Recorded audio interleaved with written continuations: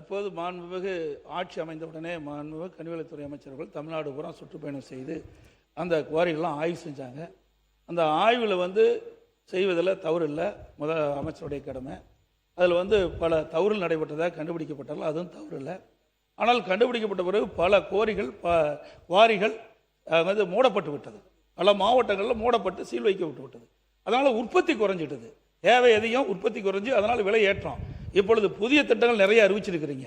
நிறைய இதில் நெடுஞ்சாலைத்துறையிலும் சரி, அல்லது பொதுப்பணித்துறையிலும் சரி, பாலங்கள் கட்டுதல், வீடுகள் கட்டுதல், இப்படிப்பட்ட பல துறைகளுக்கு ஜல்லி எம்சாண்ட் தேவை.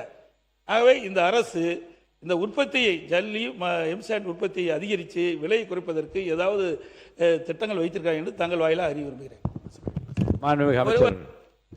பேரவைத் தலைவர் பேரவைத் தலைவர்களே, அதோடு மாண்புமிகு மூத்த உறுப்பினர்கள் பேசுகின்ற பொழுது பசுமை வீடுகளை பற்றி குறிப்பிட்டார்கள்.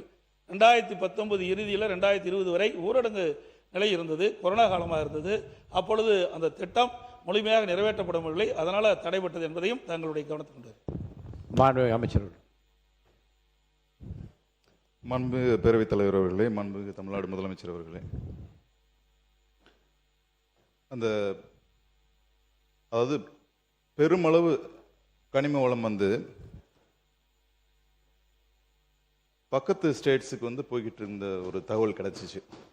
இதுவரைக்கும் தமிழக வரலாற்றிலேயே நம்ம மக்களுக்கான தேவையை பூர்த்தி செய்யறதுக்கு இங்கே உள்ள கனிம வளங்களை நம்ம மக்களுக்கு கொடுக்கணும் அப்படிங்கிற ஒரு நோக்கத்தோட அண்டை மாநிலத்துக்கு செல்லும் கனிம வளத்துக்கு தடை போட்ட ஒரே முதலமைச்சர் நம்ம தமிழக முதலமைச்சர். இந்த மாதிரி பல்வேறு முயற்சிகளை எடுத்துக்கிட்டு இருக்கோம். விரிவா மானிய கோரிக்கையில உங்கள்ட்ட சொல்றேன்.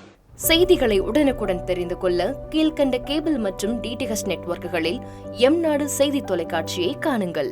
பாதகம் செய்பவரை கண்டால் நாம் பயம் கொள்ளலாகாது பாப்பா. மோதி மிதித்து விடு பாப்பா, அவர் முகத்தில் உமிழ்ந்து விடு பாப்பா.